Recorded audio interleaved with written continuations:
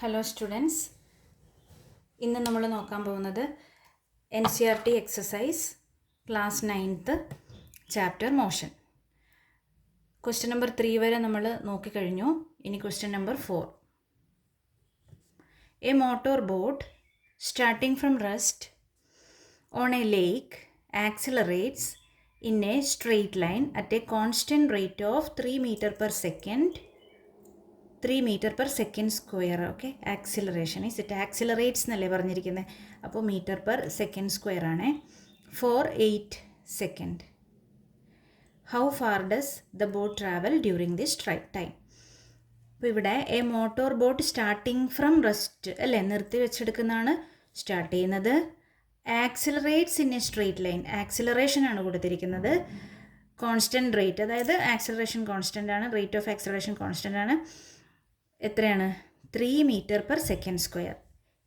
8 സെക്കൻഡിനുള്ളിലാണ് ഇത് നടക്കുന്നത് അല്ലേ. അപ്പോൾ 8 സെക്കൻഡിനുള്ളിൽ നിർത്തിവെച്ച ഒരു boat 3 meter per second square ആക്സിലറേഷനിൽ ട്രാവൽ ചെയ്യുന്നു എങ്കിൽ how far does the boat travel during this time,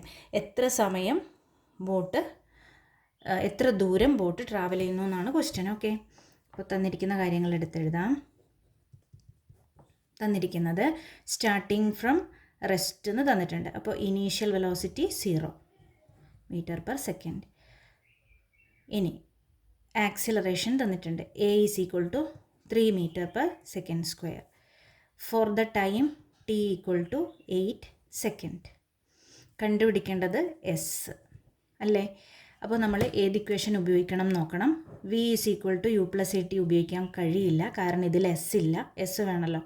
V square is equal to U square plus 2AS എന്നുള്ള ഇക്വേഷൻ ഉപയോഗിക്കണമെങ്കിൽ ഫൈനൽ വെലോസിറ്റി വേണം, അതില്ല. S is equal to UT plus half AT square എന്നുള്ള equation നമുക്ക് ഉപയോഗിക്കാം, കാരണം ഇതിലുള്ള എല്ലാ ഇൻഫർമേഷനും അവൈലബിൾ ആണ്. അപ്പോൾ നിങ്ങളിങ്ങനെ പ്രോബ്ലം വരുമ്പോൾ സൈഡിൽ ഇക്വേഷൻ 3 എഴുതി നോക്കുക, എന്നിട്ട് ഏതാണോ ഉപയോഗിക്കാൻ പറ്റുമെന്ന് ഇങ്ങനെ ചെക്ക് ചെയ്ത് നോക്കാം. ഓക്കെ, കൺഫ്യൂഷൻ ഉള്ളവർക്ക്. ഇനി നമുക്ക് എന്ത് ചെയ്യാം, ജസ്റ്റ് സബ്സ്റ്റിറ്റ്യൂട്ട് ചെയ്യാം, വാല്യൂ കണ്ടുപിടിക്കാം. ഓക്കെ, അപ്പോൾ ഞാൻ സബ്സ്റ്റിറ്റ്യൂട്ട് ചെയ്യാണ്. S is equal to UT plus half AT square. So 0 into T plus half AT square. 0 into 8 becomes 0. ബാക്കി എന്ത് വരും? ഹാഫ് ഇൻറ്റു 3 ഇൻറ്റു 64 എന്ന് വരും. ഓക്കെ, ഇത് വളരെ സിമ്പിളാണ് സിംപ്ലിഫൈ ചെയ്യുമ്പോൾ യു വിൽ ഗെറ്റ് 96 മീറ്റർ. വളരെ സിമ്പിളായ ഒരു പ്രോബ്ലം ആയിരുന്നു ഇത്. ഓക്കെ.